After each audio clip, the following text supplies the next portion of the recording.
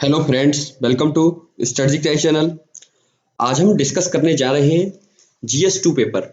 इससे पहले मैंने आपके समक्ष जीएस 1 पेपर का वीडियो लेके आया था। उसमें मैंने आपको बताया था कि कौन कौन से टॉपिक उसमें पूछे जाते हैं और उसमें कौन कौन सी बुक्स हमें पढ़नी है। उसकी कंप्लीट डिटेल्स मैंने आपको दी थी। अगर आपने वो नहीं देखा है तो मैं इसका लिंक डिस्क्रिप्शन बॉक्स में दे रहा हूँ। इससे पहले मैंने पीसीएस मेंस सिलेबस का एक वीडियो बनाया था जिसमें मैंने एक क्विक रिव्यू दिया था चारों पेपर का कि उसमें कौन कौन से सब्जेक्ट्स पूछे जाते हैं। और जो ये कड़ी है, इस कड़ी में आज दूसरा वीडियो लेके आया हूँ। इसमें आपको सबसे पहले बताऊंगा कि कौन कौन से सब्जेक्ट्स पढ़ने हैं और उन सब्जेक्ट्स में कौन कौन से टॉपिक हमें पढ़ने हैं और कौन सी बुक हमें फॉलो करनी है और इसका उपयोग करते हुए हमें क्या करना है कि हमारी तैयारी पूरी हो जाए और क्यों करना है। क्योंकि कितने नंबर का है ये नहीं पता है तो कोई मतलब नहीं है।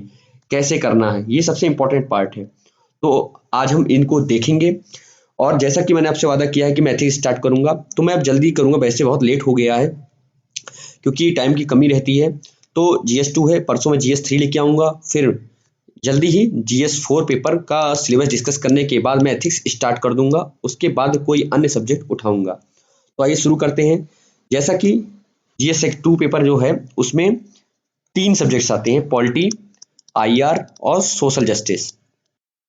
तो पॉलिटी तो हमने सबने पहले से पढ़ रखी है और प्री में भी ये आती है, लेकिन आईआर और सोशल जस्टिस नहीं आते हैं, डायरेक्टली नहीं आते, एक दो चीज़ें पूछ ली जाती हैं ऐसे ही।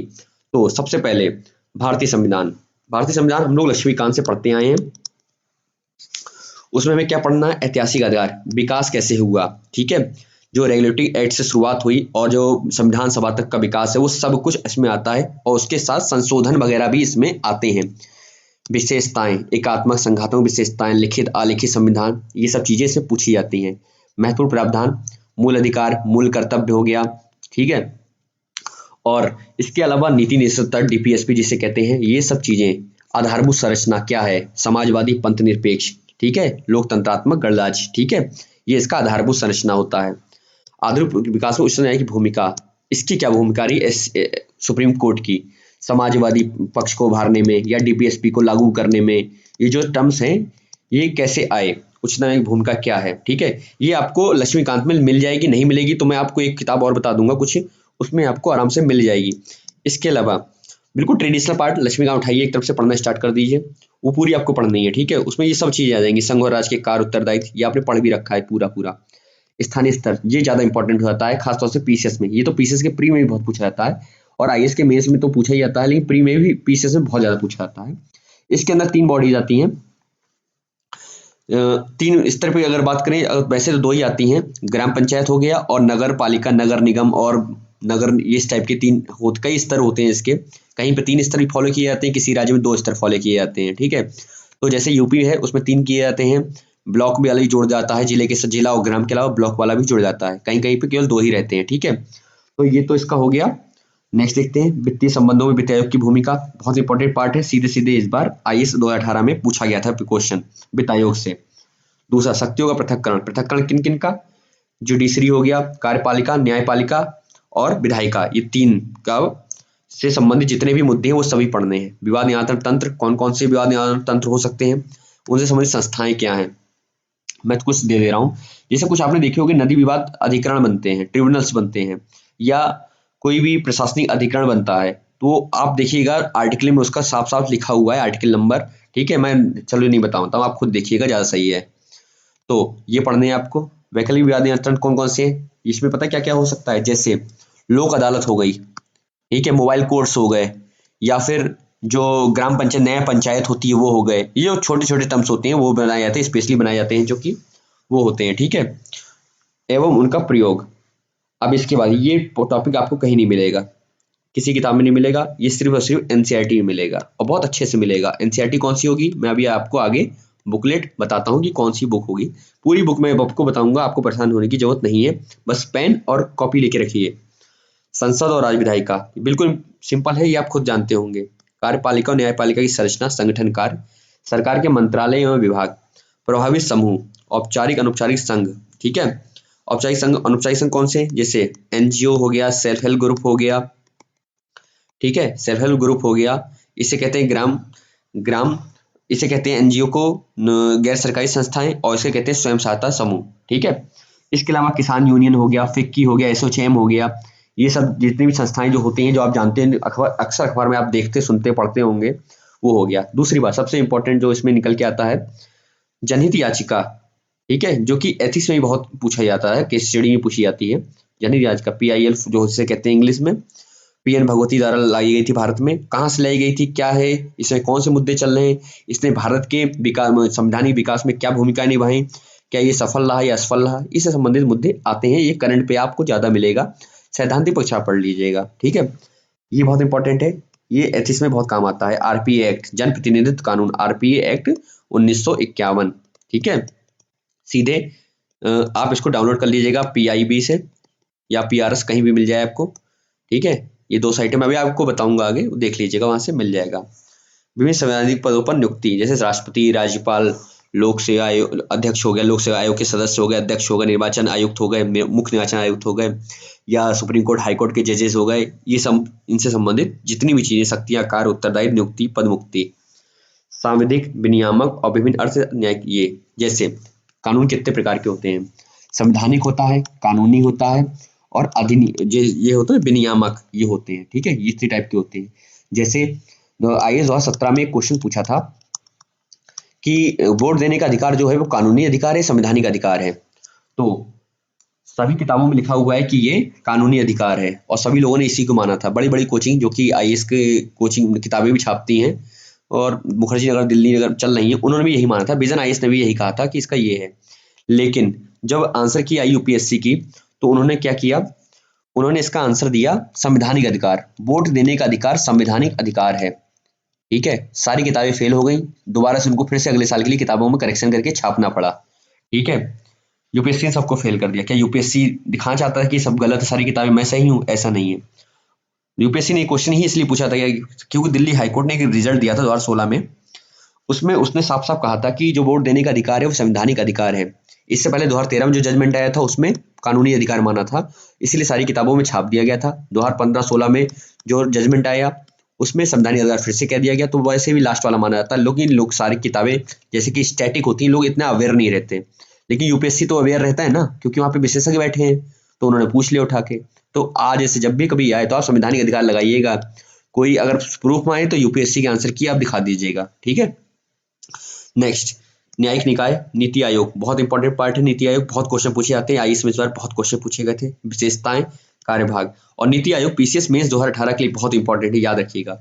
जो GS2 पेपर है वो सबसे ज्यादा टफ माना जाता है। क्यों? क्योंकि इसमें स्टैटिक प्लस डायनेमिक दोनों चीजें बहुत ज्यादा पूछी जाती हैं। एक हमारे पास किताब है लक्ष्मीकांत, जो कि हमारी इस तैयारी को पूरा नहीं कर सकती, क्योंकि इसमें फैक्चुअल चीजें बहुत ज्यादा हैं। कॉन्सेप्ट की जब बात आती है तो ये कहीं कहीं ना कहीं उतना असर नहीं कर पाती, इसलिए फैक्चुअल ज्यादा हो जाती है कभी कभी। ठीक है, तो इसके लिए क्या बुक होनी चाहिए, आइए डिस्कस करते हैं, जो हमारी तैयारी को कंप्लीट कर दे। सबसे पहले ये तो पढ़ना ही पढ़ना है, ये भी आप पढ़ सकते हैं। ठीक है, वेबसाइट, आप आपको कोई भी करंट अफेयर्स ओरिएंटेड कोई भी बिल हो गया, अध्यादेश हो गया, या फिर एक्ट, अधिनियम, कुछ भी हो गया, तो वो आपको यहाँ पे मिल जाएगा आराम से, डेट सही सब कुछ मिल जाएगा आपको, सारी डिटेल्स आपको इसको यहाँ साइट पे मिल जाएंगी, यहाँ से आप अपडेट हो सकते हैं। ठीक है, दूसरी चीज NCERT, यहाँ से आपको शुरुआत करना है, इसको बाद में पढ़ना। जैसे जो अन्य देशों के साथ तुलना था ना, वो आपको 11th की इसमें मिलेगा। 11th में 2 NCERT आती हैं। पहली, भारतीय संविधान सिद्धांत एवं व्यवहार। ठीक है, इसको आप नोट कर लीजिएगा, सिद्धांत एवं व्यवहार, ये आप किताब ले लीजिएगा, 11th की है। और दूसरी, राजनीतिक सिद्धांत करके शायद नाम है, उसका नाम मैं भूल गया हूँ, लेकिन 11th की आप मांगेंगे तो दोनों किताब उठा लीजिएगा, दोनों बहुत अच्छी किताब हैं। और आपका बिल्कुल बेसिक क्लियर ना हो, कभी आपने कुछ भी ना पढ़ा हो, तो आप 9th और 10th की भी ले सकते हैं। ठीक है, इसके अलावा NCERT पढ़ने की जरूरत नहीं पड़ेगी आपको, उसके बाद सीधे आप लक्ष्मीकांत पढ़ लीजिए। और आपको अगर कुछ भी ना पढ़ना हो ना, तो NCERT और अच्छी तैयारी करनी हो, अगर IAS का भी मेंस देना चाहते हैं, क्योंकि PCS के लिए तो लक्ष्मीकांत पर्याप्त है, लेकिन IAS के मेंस के लिए पर्याप्त नहीं रह गई है इस दौर में, जैसा कि चल रहा है। तो वहां पे आपको विजन IAS के नोट्स डालिए। विजन IAS ने जितने भी नोट्स छापे हैं अभी तक, जितने भी निकाले, उनमें पॉलिटी इज द बेस्ट, सबसे बेस्ट पॉलिटी है उनकी, वो आपको जरूर पढ़नी चाहिए मेरे हिसाब से। NCERT के बाद सीधे यहाँ फोकस करिए, और उसके बाद करंट पे जाइए। ठीक है, करंट पढ़ लीजिए, आपकी तैयारी हो जाएगा, क्योंकि ये पार्ट ऐसा है, जो टॉपर भी हैं उनको 63 नंबर 250 में से आए थे UPSC के एग्जाम में, तो सोच सकते हैं कितने कम नंबर इसमें आते हैं, क्योंकि बहुत ज्यादा अप्लाइड हो जाता है। नेक्स्ट देखते हैं, सोशल जस्टिस। इसकी एक भी किताब हिंदी माध्यम में उपलब्ध नहीं है, ठीक है। जो भी उपलब्ध हैं वो इस लायक नहीं कि उनसे तैयारी की जाए, तो आप सिर्फ और सिर्फ जो भी मिल जाए इसका ले लीजिएगा। कोई भी किताब अगर आपको नहीं मिलती है तो आप विजन आईएएस नोट्स को बिना सोचे प्रेफर कर सकते हैं, कम से कम गलतियां नहीं होंगी, ठीक है। बाकी तो ज़्यादा तो होता ही, लेकिन गलतियां नहीं होंगी। लेकिन बाकी किताबें क्या करती हैं, सिर्फ कट कॉपी पेस्ट, ठीक है। तो इसका सिलेबस देखते हैं। सबसे पहले आईसीटी के संबंध में, आईसीटी आपको एक्ट जरूर पढ़ लेना है, आईटी एक्ट, ठीक है। उसके बाद आईटी एक्ट का सब ऐसा क्यों इंपॉर्टेंट है, क्योंकि डिजिटल इंडिया चल रहा है, हर जगह डिजिटाइज हो रहा है, सारी चीज़ें हो रही हैं, तो ये बहुत इंपॉर्टेंट है, ठीक है। सरकारी नीति, मंत्रालय, विभाग जितने भी हैं, क्रियान्वयन वगैरह सब कुछ बहुत इंपॉर्टेंट हो जाता है। जैसा कि आगे ही देखा था, गैर सरकारी संगठन, स्वयं सहायता समूह, विभिन्न समूह संघ, जैसे विभिन्न समूह जैसे हो गया, जैसे वाणिज्यिक संघ हो गया, किसान यूनियंस हो गए, और जितने भी बनते हैं इस तरह के ग्रुप्स, जो भी फॉर्म होते हैं वो आपको पता चल जाता है, वो आपको दिखाई दे जाता होगा अखबार में कि ये ग्रुप है, ये चीज़ें हैं, ये चीज़ें, ठीक है। संस्थागत और अनंशधारक, ठीक है।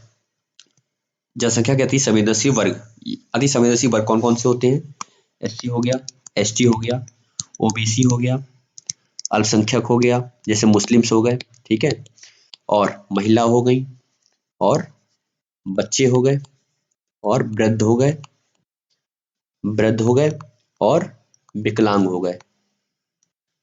ये अति संवेदनशील वर्ग कहलाते हैं।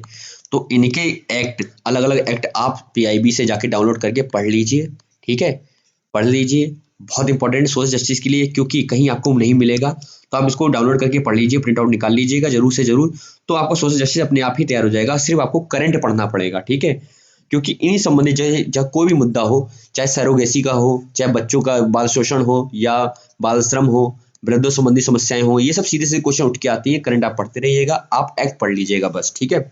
देखिए आप जैसे देख सकते हैं, ठीक है, गरीबी, भूख संबंधी विषय, राजनीति व्यवस्था के लिए इनका निहितार्थ, और ये दो पार्ट है, ये एथिक्स पार्ट है, ये आप जब एथिक्स पढ़ेंगे उसमें ज़्यादा अच्छा आपको क्लियर हो जाएगा। जैसे नागरिक चार्टर बहुत इंपॉर्टेंट है, सेकंड पेपर में भी आता है, फोर्थ पेपर में भी पूछा जाता है।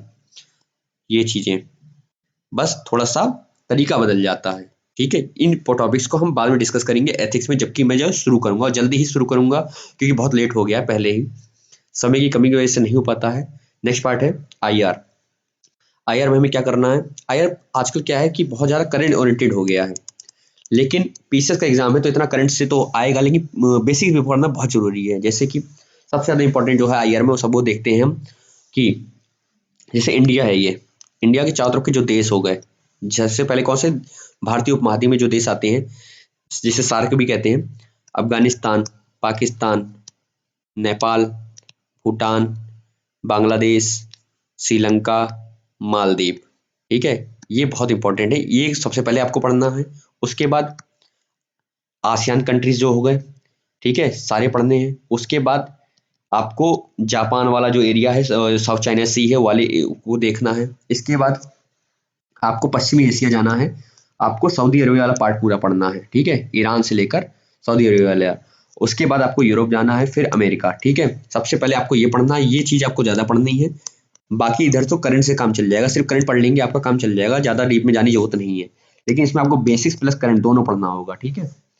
तो करंट के लिए क्या करना है, एक बार फोकस की बुक आती है 15 दिन पे, ठीक है, तो आप उसको ले लीजिए करिए और उसको पढ़ लिया करिए, बल्ड फोकस करिए। हिंदी में भी आती है, इंग्लिश में भी आती है, ठीक है, और इसी नाम से ही आती है, ठीक है।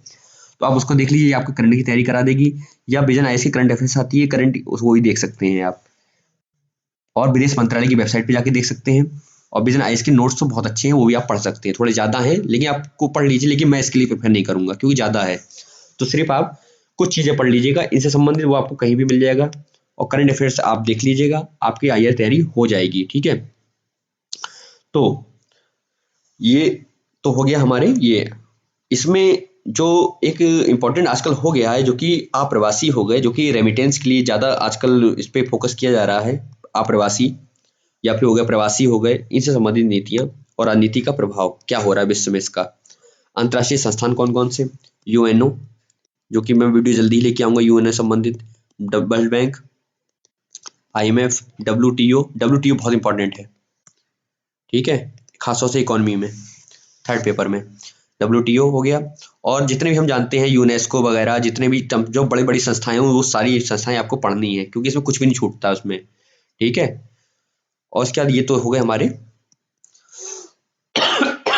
सॉरी उत्तर प्रदेश के राजनीतिक प्रशासनिक राजस्व। ये तो खैर आपको खुद से ही पढ़ना होगा, कोई ना कोई किताब निकाल ही देगा, घटना चक्र निकाल दे, नहीं तो यूथ निकाल दे, या परीक्षा मंथन निकाल दे, कोई भी निकाल दे, इसे आप यहीं से पढ़ लीजिएगा, इतना बहुत है।